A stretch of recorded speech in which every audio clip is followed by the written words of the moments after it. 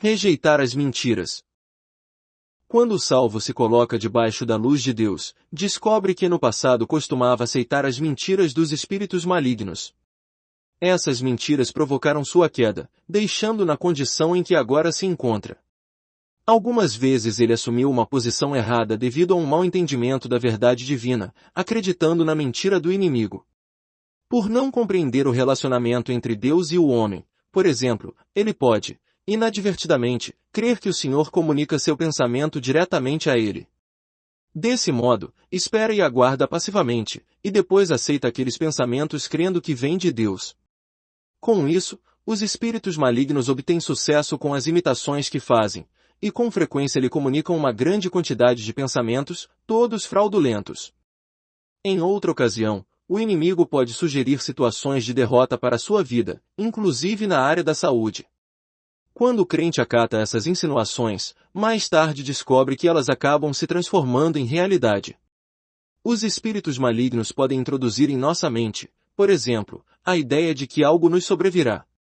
Se não resistirmos a isso, ou se recebermos a insinuação sem questionar, dentro de pouco tempo descobriremos que ela termina invariavelmente acontecendo.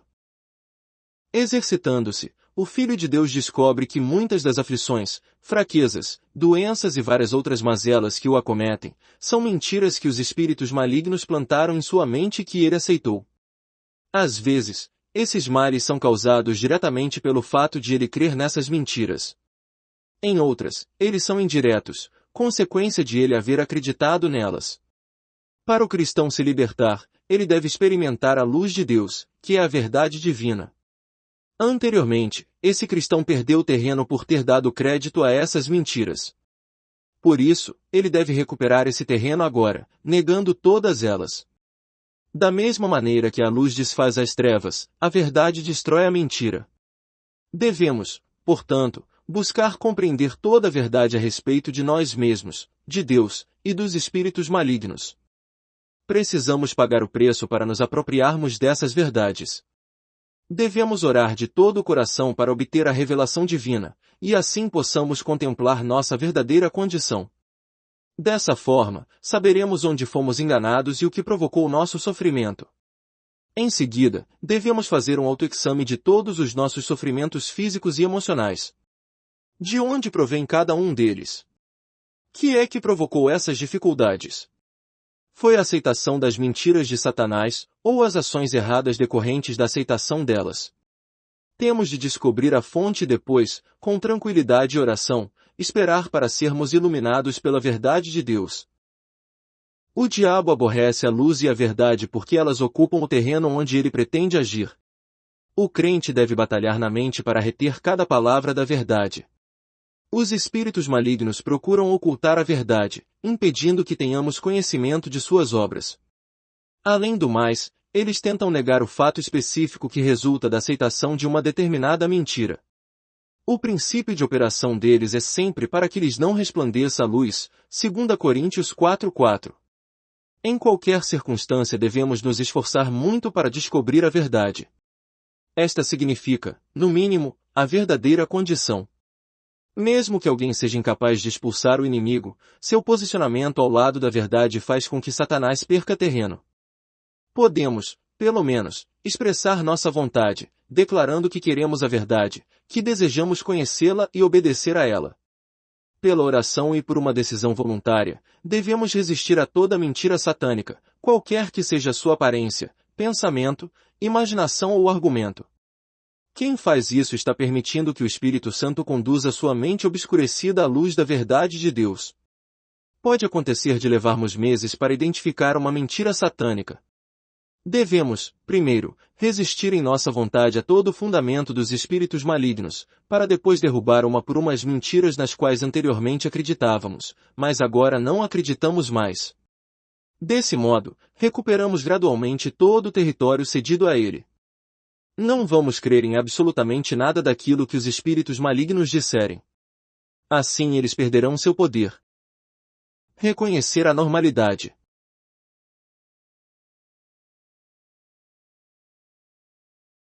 Se alguém está sofrendo aflições de toda espécie, seja devido à passividade, seja por haver acreditado na mentira dos espíritos malignos, precisa procurar descobrir urgentemente qual é o seu estado normal.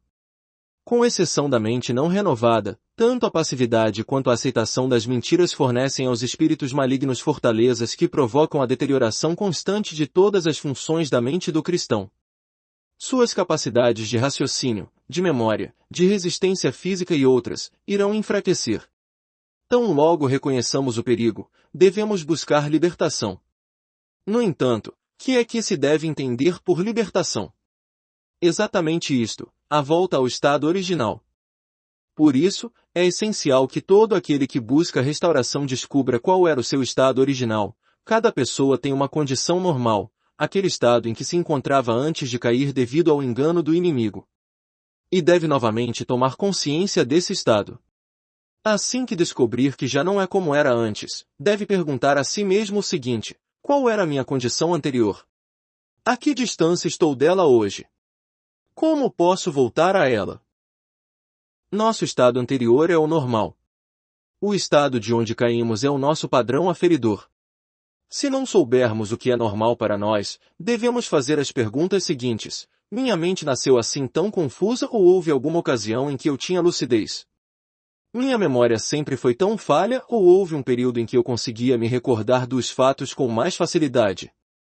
Sempre tive insônia, ou antes conseguia dormir bem? Diante dos meus olhos sempre passaram figuras, como um filme numa tela, ou já tive momentos mais tranquilos? Sempre fui fraco, ou já houve um tempo em que me sentia mais forte? É verdade que nunca consegui me controlar, ou antes eu podia me dirigir melhor? Respondendo a essas perguntas, a pessoa deve ser capaz de perceber se está fora da sua situação normal, se está sob ataque ou se tornou-se passiva. Ademais, ela poderá saber qual é o seu estado normal.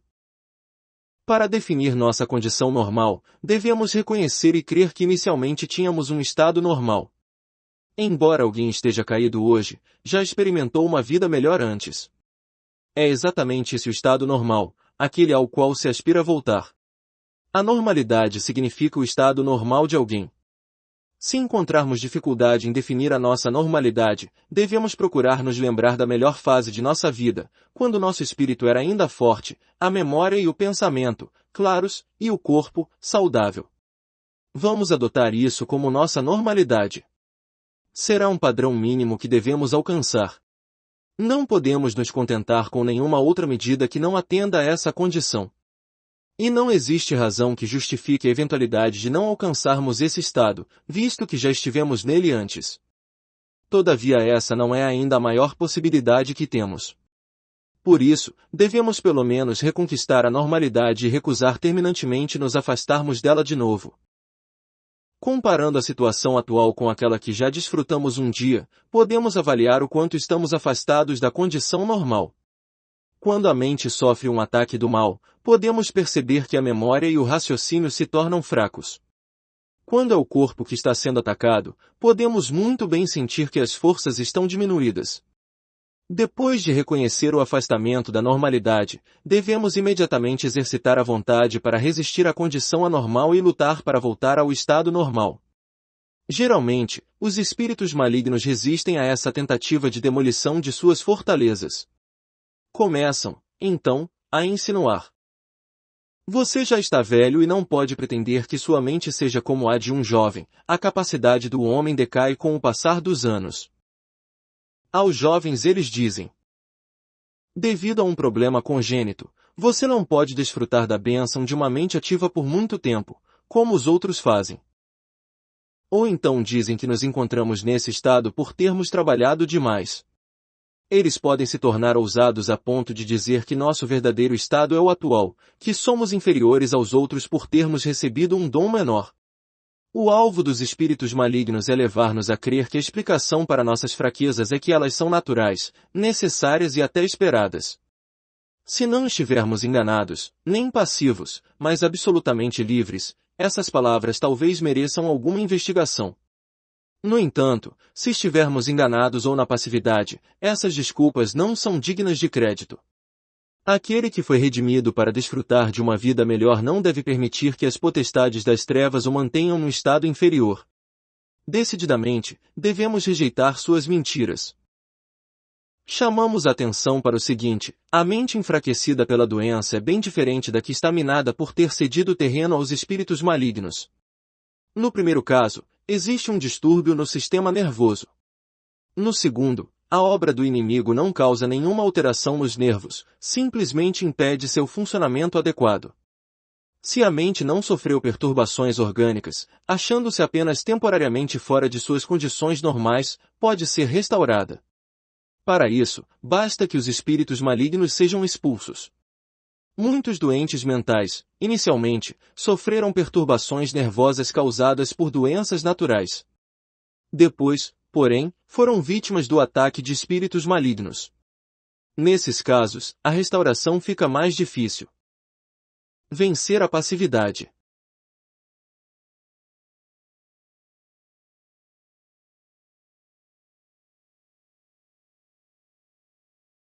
Definida nossa condição normal, o importante passo a ser dado a seguir é a luta pela restauração.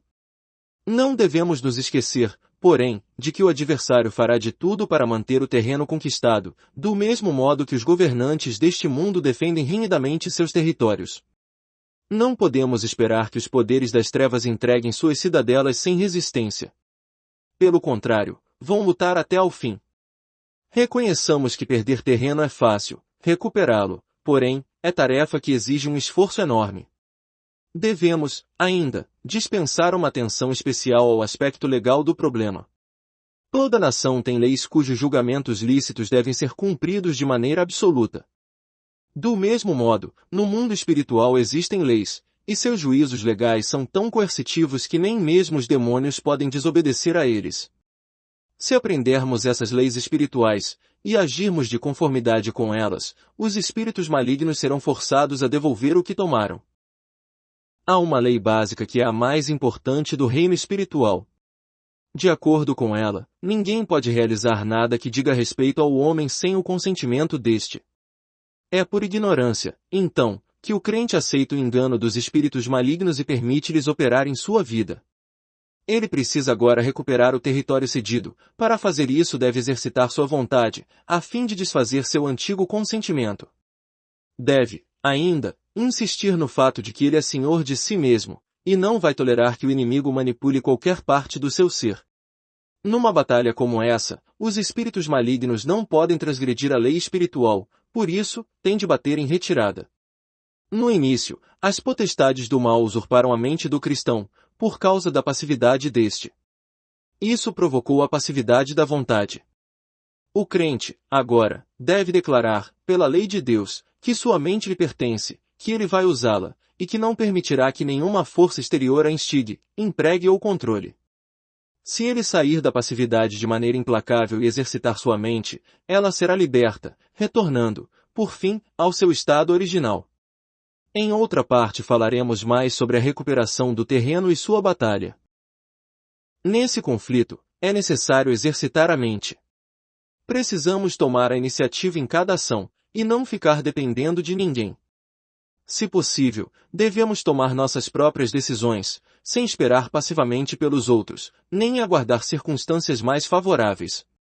Não devemos olhar para trás, nem nos preocupar com o futuro, e sim aprender a viver o momento atual. Orando e vigiando, devemos avançar passo a passo. Devemos exercitar a mente e pensar, no que fazer, falar ou ser. Devemos lançar fora toda muleta, não permitindo que nenhum elemento ou meio mundano substitua a capacidade da mente. Devemos usá-la para pensar, raciocinar, lembrar e compreender. Se a passividade da mente for longa, a batalha pela libertação terá uma duração igualmente demorada. É preciso entender que, antes de reconquistarmos a liberdade, os espíritos malignos que usurparam a mente ainda criarão muitos pensamentos. Por essa razão, precisamos examinar cada ideia, a fim de não acontecer que, antes de recuperarmos totalmente o terreno antigo, venhamos a ceder novos territórios a esses espíritos. Portanto, durante esse período, as acusações que surgirem não serão necessariamente por causa dos nossos erros, nem os louvores recebidos originados por méritos próprios. Não devemos perder a esperança, mesmo que a cabeça esteja cheia de pensamentos de desânimo. Da mesma forma, não devemos ficar exaltados, se as ideias forem elevadas. É preciso, também, atacar as mentiras dos espíritos malignos. Vamos enfrentar de modo resoluto cada insinuação do inimigo, citando verdades da Bíblia.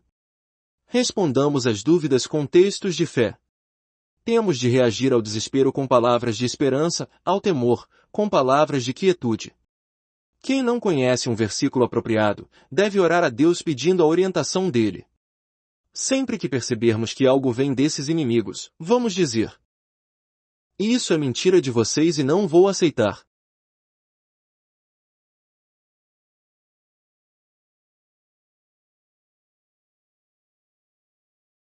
Alcançaremos a vitória pelo manejo da espada do Espírito. Durante esse combate, não podemos jamais nos esquecer da posição da cruz. Devemos permanecer em Romanos 6:11, considerando-nos mortos para o pecado, mas vivos para Deus em Cristo Jesus. Já morremos, por isso estamos libertos da velha criatura. Os espíritos malignos agora não podem fazer absolutamente nada em nossa vida, pois toda a base de operação que tinham foi desfeita na cruz. Cada vez que exercitamos a mente e resistimos ao diabo, manifestamos uma completa dependência àquilo que a cruz realizou. Percebemos, então, que nossa morte com o Senhor é um fato. Por isso, sustentamos com firmeza nossa posição diante do inimigo. Nós morremos, os espíritos malignos não têm autoridade sobre uma pessoa morta. Faraó não podia ferir os filhos de Israel que estavam do outro lado do Mar Vermelho. Descansar na morte do Senhor nos proporciona uma vantagem imensa: liberdade e renovação.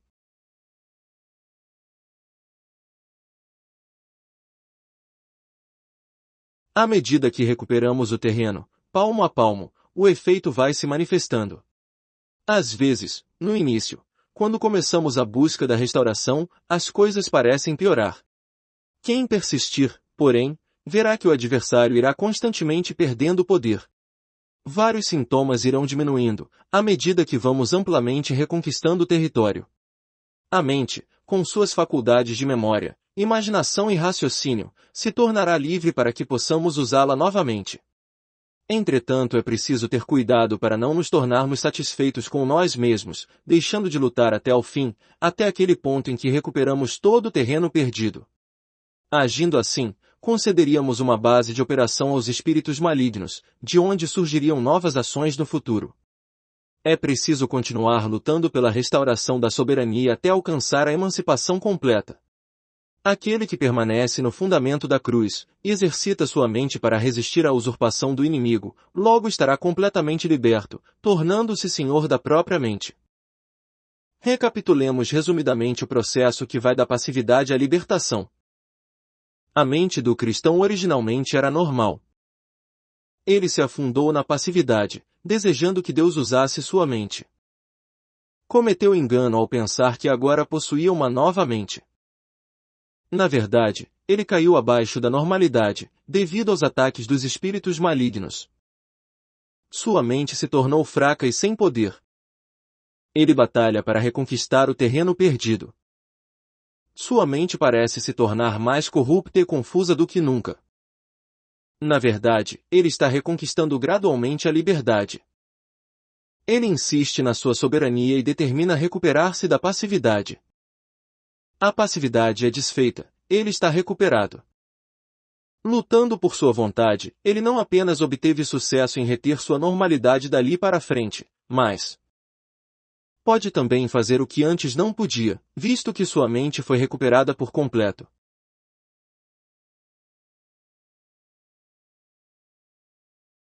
Observemos que a mente renovada é algo muito mais profundo do que a mente simplesmente liberta. Reconquistar as fortalezas perdidas por causa da passividade e por dar crédito às mentiras do inimigo significa simplesmente restaurar o que foi perdido. Ao passo que ser renovado inclui não apenas a restauração do que foi cedido ao diabo, mas também a posse de algo muito mais elevado do que aquilo que se possuía antes. Ter uma mente renovada é alcançar o ponto mais alto que Deus destinou à mente. O Senhor quer que o cristão tenha uma mente não apenas liberta dos grilhões das trevas pelo pleno controle de si mesma, mas também que ela seja renovada, a fim de poder cooperar inteiramente com o Espírito Santo. Deus quer que a mente seja plena de luz, sabedoria e entendimento, com toda a sua imaginação e todo o seu raciocínio purificados e levados à perfeita obediência de sua vontade. Colossenses 1:9. Portanto, não devemos ficar contentes apenas com um pequeno ganho. Extraído do livro O Homem Espiritual, volume 3. Vatmanei. Inscreva-se no canal, desfrutar é bem melhor.